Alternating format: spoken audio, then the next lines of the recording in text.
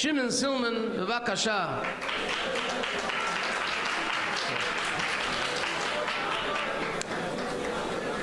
Ki Adonai Nemreni Rabbeinu Melech HaMashiach Le'olam V'ed.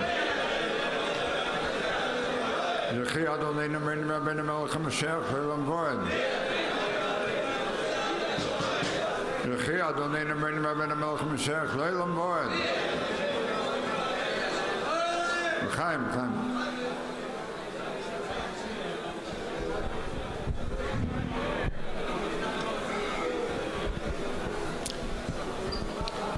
אצלי, יוד דלת איר,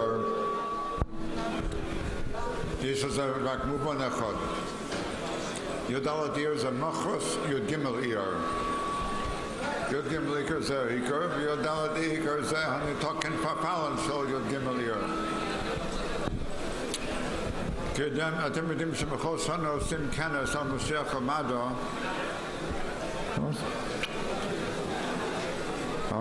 ככה זה יותר טוב. בכל שנה עושים כנס על משיח המדע, זה 30 שנה. מתחיל משנת תשנ"ב, יום היורצייט ה-40 של רבי ישראל הלב, עד היום הזה, שנת ה-70, היורצייט ה-70 של רבי ישראל הלב, ועד סוף כל הדורוס. עד סוף כל היומים. שרבי ישראל הלב יוקם בתחייס המסים תקף מיד ממש, והוא יסמייד איתנו היום, וקל וחומר לשנה הבאה.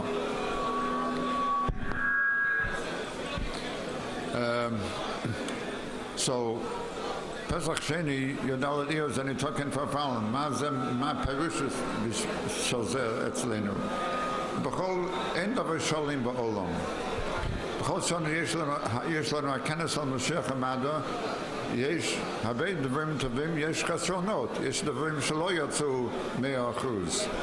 גם בשנה הזאת, היום עשינו הכנס בבאר שבע, ואני השתתפתי בזום מניו יורק, אבל היו בעיות. בשביל זה יש לנו י"ד אייר, מוחרס י"ג אייר, י"ד אייר מראה לנו ניתוקן פפלן, ובכנס הבא נתקן את זה כבר, בעזרת השם. אני רוצה לדבר על רבי ישראל הלב ועל האופי שלו בעניין השכל. רבי ישראל הלב היה ידוע כבעל שכל גדול, איש השכל, ואני אספר לך כמה סיפורים על זה, ואחר כך בעזרת השם נדבר על עניין השכל בכלל. הסיפור הראשון זה מילדוסו. זה מפורסם הסיפור הזה, זה מבוא בספר זיכרונוס, מעוד כמה מקומות. כשרבי ישראל הלב היה ילד צעיר בבית של האבא שלו, רבי לב יצחק ורבי צנחנו. בתשעת הימים, דרך אגב, שיותר טוב לדבר בעברית או באנגלית. בכל אופן לא שומעים, אז לא אכפת להם. בעברית? אז רבי ישראל הלב היה לומד כל הלילה לעשות סיום על מסכתא למחרת. בימים ההם הרב החסיד רבי שמחה גורדצקי עליו השלום היה אורח בבית של רבי לוי יצחק, והוא סיפר הסיפור הזה, וככה אנחנו יודעים על זה. מה קרה? בלילה ההוא רבי צנחנו ניגשת לרבי שמחה גורדצקי ואומרת לו, אני רוצה להראות לך משהו, בוא נלך לחדר של רבי ישראל הלב. ניגשים לחדר של רבי ישראל הלב, רבי צנחנו קורא לבן שלו לייבל, ולא שם לב. ולומד בשביל הגמרא, בשביל הסיום. היא נכנסת יותר לתוך החדר ואומרת בקול רם גדול, לייבל, והוא שומע לא שם לב. היא ניגשת אליו ממש ומושך על שבילו, לייבל, nothing. לא שם לב, לא עונה, ולא, אין עונה ואין קשב. אז you think she'd be insulted, right? בדיוק להפך. זה מה שהיא רוצה להראות להרח, רב שמחון קרדצקי, היא פנתה אליו בחיוך גדול ואומרת, אתה רואה השקידה של בני לייבל? סיפור שאני קרא בבית של הרבי הקודם. כשרבי סלמן לייב היה מבוגר קצת, היה טינג'ר, הוא גר בבית של רבי הקודם בלנינגרד, והיה מבלה הרבה זמן בספרייה של הרבי הקודם. לילה אחד מספר החבר של רבי סלמן לייב, היו יושבים ולומדים בספרייה. רבי סלמן לייב היה בספרייה נשען על העמוד ככה עם סיגריה וחושב על משהו וחושב במשך שעות וצופות. החבר נעשה כבר עייף והלך הביתה לישון. הוא חזר בבוקר ומצא שרבי סלמן לייב עדיין עומד שם באותו צורה עם הסיגריה. כמובן זה נכבה כבר, אבל באותו צורה ממש בלי לזוז עם הסיגריה וחושב על אותו עניין.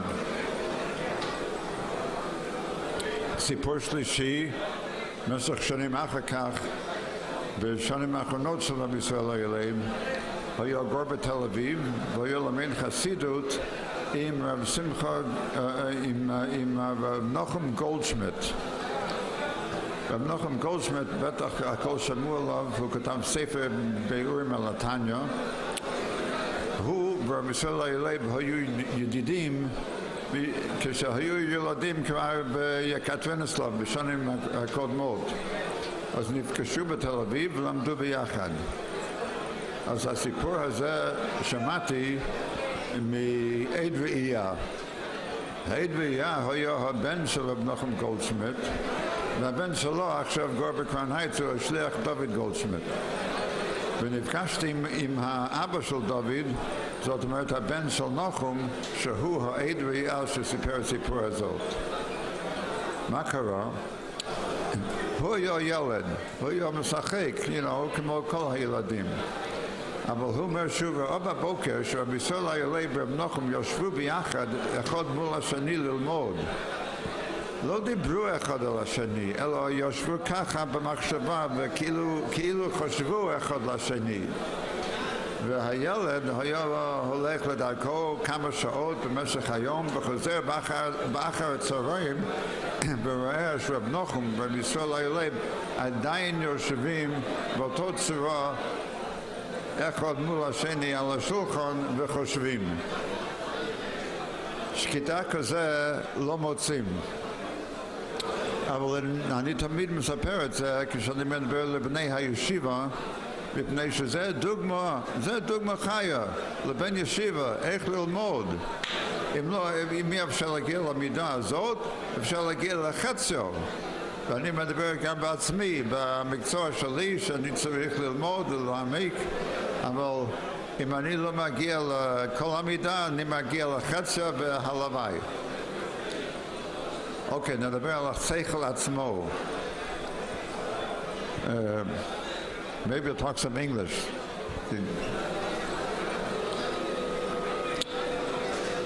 Rabbi Silman Leyb was known as a genius in Chassidus.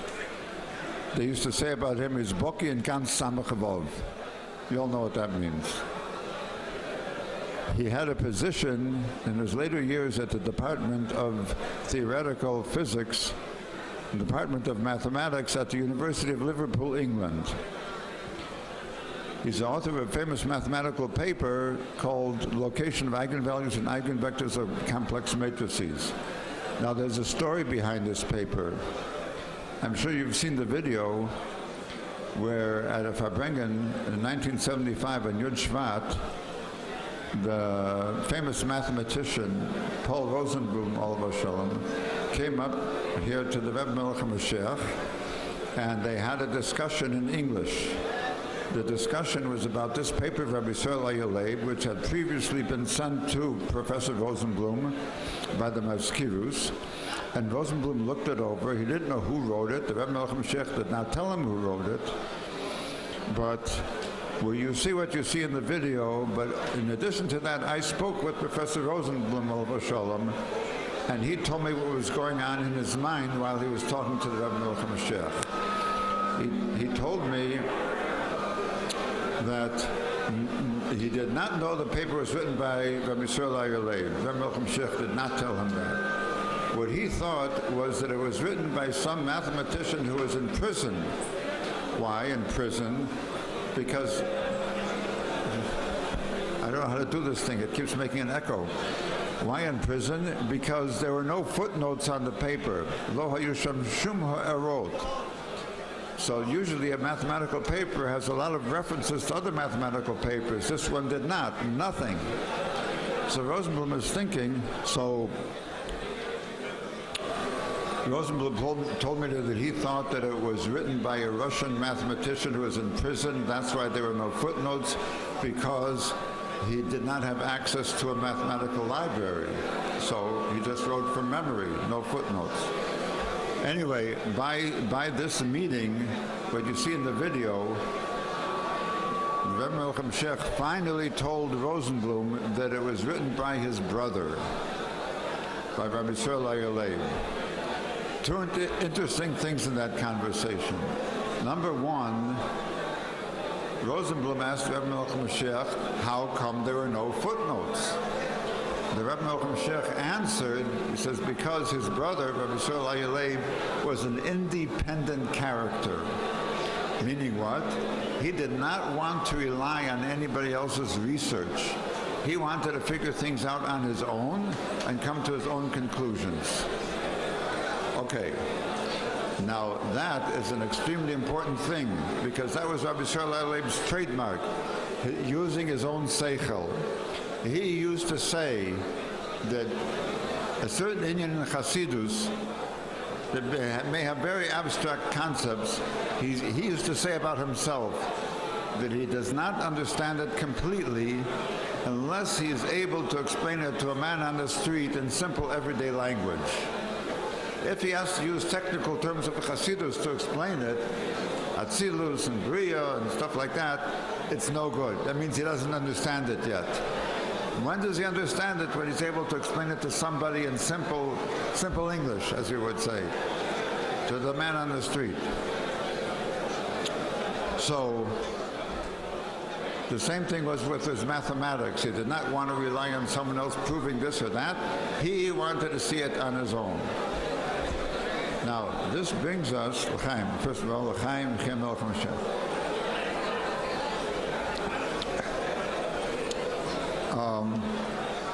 This brings us to talk about intellect.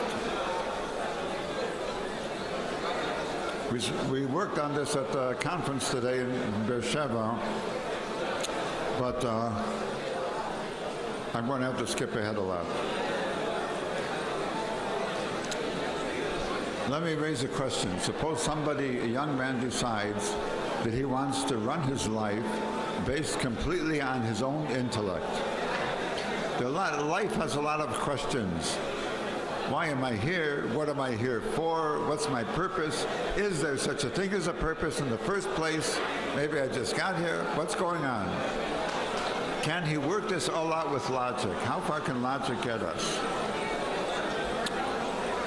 So the first thing I want to tell you is, this may come as a surprise, the logic itself has its own restrictions, its own gedorim, gidrei haseichel. Since the past almost 200 years, the mathematicians and philosophers have insisted that logic be, any system in math, in science, in logic be developed by what's called the axiomatic method. What does it mean, the axiomatic method? That means you set down your assumptions. These are my assumptions. This is how I'm going to prove things from my assumptions. And this is what I'm going to do with it. You have to be able to do that. Why would they do this all of a sudden after thousands of years of just doing whatever came to their mind? The reason was because in the 1800s, And this was predicted by the Zohar. The Zohar says, Bishnas Tafresh Lelef Ashishi, there would be Yiftuch Mayinos Tom Rabba, Rabbos Hashemayim Yiftuch, just like by Noach and the Mabel, but this would be a flood of knowledge. Flood of knowledge would come from above and below. There's sichos about this, Parshas Noach, in the Likutei Sichos Chelek Tasvav. So the mathematicians and logicians started investigating the logic deeper, and they found there were contradictions. There were things that did not make sense. So they said, that's it. We got to use the axiomatic method. We state our assumptions and how we're proving things, and only results that come from that will be accepted. Now, it's important to realize that this came from somewhere. Where did it come from? You ask a man on the street, they say, well, it comes from the Greeks. Everything comes from the Greeks. All of math, all of philosophy, all of logic, it all originates with the Greeks. No. There's one historian named Wilder, Raymond Wilder, who investigated this, and he said the axiomatic method did not come from the Greeks. How do we know? He says it's a very sophisticated method. It has a lot of parts. And something like that doesn't just show up all of a sudden. It develops over generations. One generation has a little bit, and the next generation has a little more, and so on. By the Greeks, we see that they never used it, and all of a sudden, one day they start using it. Euclid was a famous one who started using it on his book in geometry. All of a sudden, they have it and they're using it. So they did not come up with it. They did not develop it. They got it from somewhere else. Where did they get it from? Wilder says, we don't know. But I know. I can tell you right now. They got it from us. They got it from the Jews. How do I know? First of all, in Likutei Levi Yitzchak, there's a letter that Rabbi Levi Yitzchak wrote to the Rebbe Melech Mashiach and Rabbi Silman, both of them, the two brothers. At that time, this was Chabad Teves Tafresh Tzadik Beis, 1932. They were living together in Berlin. And Rabbi Levi Yitzchak wrote them a letter about the whole Chabad Teves. And on the second page, just Derech Agav, he starts talking about mathematics. And he says, in mathematics, and Bichlal and Chochmah, there's three things. Number one, there's the Hanochos Yisodios. There's the basic assumptions you made, what we call in English axioms, your assumptions, Hanochot. Number two, there's the methods of proof, how you prove things from the assumptions. And then number three, there's to know what to do with it. Then Rabbi Levi Yitzchak says, these three things are Chochmah, Bina, and Da'as. Well, Chochmah, Bina, and Da'as, we do that every day. It's beferish in the Chumash, Pashas Yisro. Find people are Chachomim, Nevonim, Yodim. You look in Pashas Devarim, in Sefer Devarim, you find a lot of it. Look at Sefer Mishlei, it's full of Chochmah, Bina, V'das. The Greeks got it from us. Now, is this a shock? No. The Greeks had a very strong connection with the Jews in matters of Chochmah. First of all, I should tell you, it's a fact that Aristotle, the master of Greek philosophers, had a correspondence with Shimon HaTzadik. Shimon HaTzadik, you know, Shimon HaTzadik. To me, I don't know what to do with it. Yeah. Shimon HaTzadik, Hoy Mashiach, Knesset Sagdola, that's Shimon HaTzadik. Our own Shimon HaTzadik, he had a correspondence with Aristotle. What effect did it have on Aristotle? This is all brought in Seder Hadoros. Aristotle said, he says, if I was a younger man, then I would rework my whole philosophy based on what I learned from Shimon HaTzadik. But he says, I'm too old, I can't do that now. This is what Aristotle said. He would throw out all his philosophy and make a new philosophy based on what he learned from Shimon HaTzadik. But he said, I can't do that now, I'm an old man. I don't know how old he was. Probably took a few vitamins, it would help a little bit. Anyway, Rambam says in Hilchos Kiddush HaChodesh, that he used the Greek books on astronomy, okay, for Hilchos Kiddush HaChodesh. But he said this is not a problem because he's not relying on the Greeks, he's relying on their proofs. Okay? That's what Rambam says. The Kuzari takes that one step further, and he says that really the Greeks, this whole chokhmah of the astronomy and the calculations of the new moon and so on, the Greeks got it from us. Okay? Kuzari says that explicitly. Now Rambam says that we had it before the Greeks. Shevet Yisachar used to work on it in the time of the Beis HaMikdash, right? You guys learned Hilchos Kiddush HaChodesh, remember that? Rambam points to Shevet Yisachar, who wrote books on it, but these books are lost. This is after the Churban. But the Kuzari says that more than that, the Greeks got it from us, and now we have to, use their books. Okay, I'm just going to say,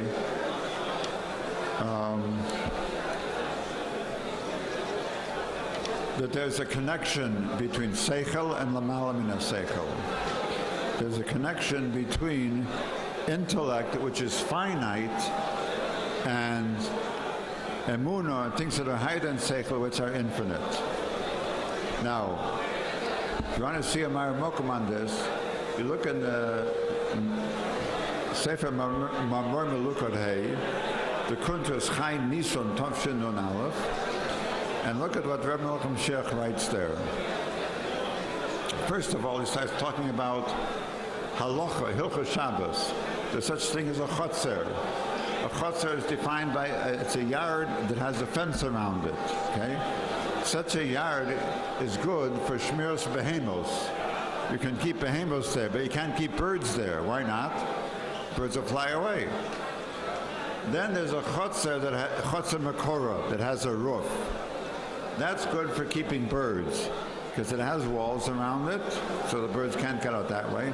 And then it has a roof on it, so the birds can't fly away. So both of those have separate halachos in Hilchos Shabbos. The question is, it's kind of strange, no? The birds, which are just a bria kala, they're nothing, they're just little birds. They need a shmir yosera with a roof on the head.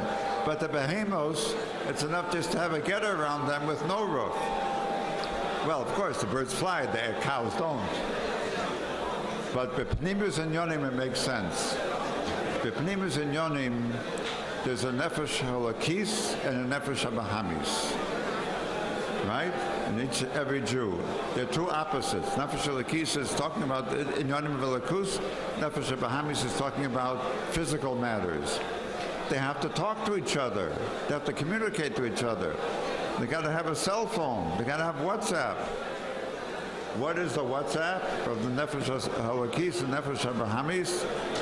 The Nefesh Asichlis. The Nefesh Asichlis is the go-between. It can talk to the Nefesh Halakis and get Elokus from it. It says, yeah, I get it. Now I'm going to go and try to explain it to the Nefesh Abrahamis. He goes to the Nefesh Bahamis and tries to explain to the Nefesh Bahamis, listen, man, you want to live a good life? Begashmius, you got to keep Torah and mitzvahs. That's his job. He's got to explain it to the Nefesh Bahamis. Technically, the Nefesh Sichlis is part of the Nefesh Bahamis, explains in the Maimer, but it's a more refined, higher part of the Nefesh Bahamis. So it's Nefesh Sichlis. So it has a job to communicate between the Nefesh HaLakis and Nefesh HaMahamis. Our question is Seichel sufficiently adequate to answer all questions? Now we know already that Seichel works by Axiomatic Method. Axiomatic Method comes from the Jews. The Jews have it in the Torah, Chochmah Bina V'das. But maybe Seichel is strong enough and powerful enough and Bligvul even, that it can answer all of life's questions. So right now, if you're still listening, I'm going to set before you a question that you cannot answer. A very simple question, everyday life, no technical terms, and you cannot answer the question. In fact, anyone comes up with an answer to this question, yes or no, I will give them $1 million cash on the spot. Now, that doesn't mean that I have $1 million. 20, maybe 20, but I'll give you $1 million. Now, here, this is called, it's a question that's in simple English, but various forms of it appear in technical terminology and logic and set theory. This question is called the Barber Paradox. Now, some people get a haircut on like Womer. We don't. Okay. Erev Shavuos, we get haircuts. So you come to a certain town. You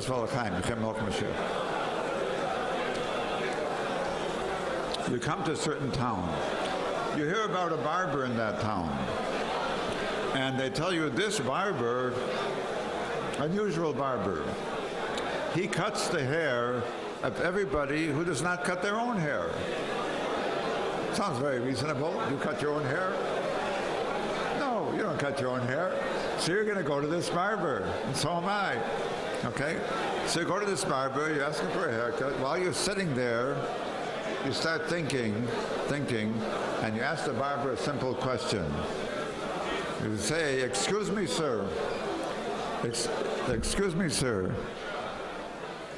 Do you cut your own hair? So the barber thinks for a minute, and then he goes crazy. Why does he go crazy? If he cuts his own hair, then he's one of the people who does not cut their hair. That's the ones whose hair he cuts. If he cuts his own hair, then he's one of the people who does not cut his own hair. If he does not cut his own hair, then he's not one of those people, and he does not cut his own hair. So if he does, he doesn't, and if he doesn't, he does. It's a paradox. Now, can somebody come up here and give me a yes or no answer? I have a down payment. I don't have $1 million. I'll write you a check. It'll bounce. It'll take 40. No, there's no answer. Logic is limited. Logic cannot come up with an answer. If you say yes, if he does, then he doesn't. If he doesn't, then he does. Have it written out if you want to read it over again. The point is, logic realizes that it's movable, that it's limited, that there's certain things that it can deal with and certain things it can't deal with. It doesn't say logic is crazy and we throw it all out in the garbage. They figure out what the problem is. They figure out that what's called self-referral. When something is talking about its own self, like this barber is cutting his own hair or not cutting his own hair, you can't deal with that. But if you talk about normal everyday things, you can deal with that. So logic, higoyon, seichel is mugbal, it's finite. There are things that it can do and things that it cannot do.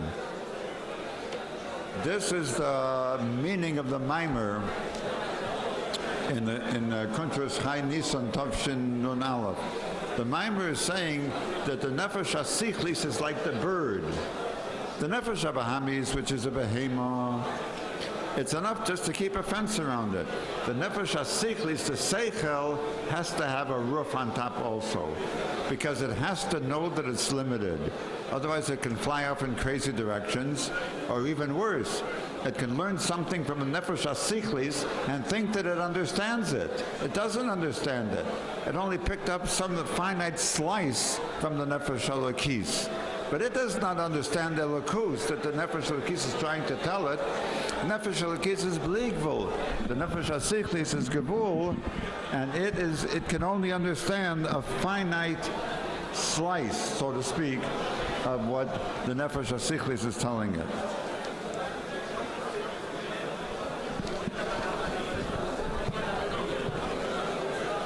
I read to you a quote from a letter the Rebbe Melchem Mashiach writes to a young man who has a lot of questions, like the kind we're talking about.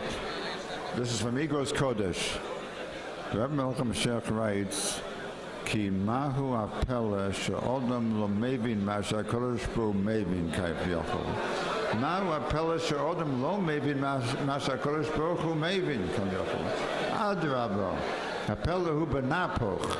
שיש עניונים מחכמוס ורצונו של הקדוש ברוך הוא שהתורה שאדם שבעל גבול מבינה בשכל הגבולי. Seichel is mugmal. Seichel itself admits to its own Hagbola. It admits that it has to go by an axiomatic method, and it admits that there are certain things, certain paradoxes connected with self-referral that it has to stay away from. Rabbosai, we're in Yemos HaMashiach. One of the characteristics of Yemos HaMashiach is that the Gevul and the Bli Gevul will work together. The Tava and the Lamala Min Tava will work together. The Seichel and the Emunah will work together. The Eibishter will reveal himself in Nigla Kavod Hashem Gro Kol Bosa Yachtom. And there will be a world order which is not finite and not infinite. It's a Gili of Asmus, which is higher than both of them, which combines Gevul and Bli Gevul. It combines Seichel and Lamala Min Seichel. It combines Nes and Tava, and there will be one world order. This is in Tkufa Shneir B'Yemos HaMashiach. Yemenu, as the Rebbe Nachum Sheikh says, Yemenu Eli Yemos HaMashiach Shebehem Nimtzoim Achshav. And we should see the completion of it. And Rebbe Nachum Sheikh Begoloi Mashlim HaGola Tekef Me'ad Mamash Amen Kini Ratzon. Yechi Adonenu Mereinu V'Abeinu Melech HaMashiach Lo'elam Voed. Yechi Adonenu Mereinu V'Abeinu Melech HaMashiach Lo'elam Voed. Yechi Adonenu Mereinu V'Abeinu Melech HaMashiach Lo'elam Voed. Buchen.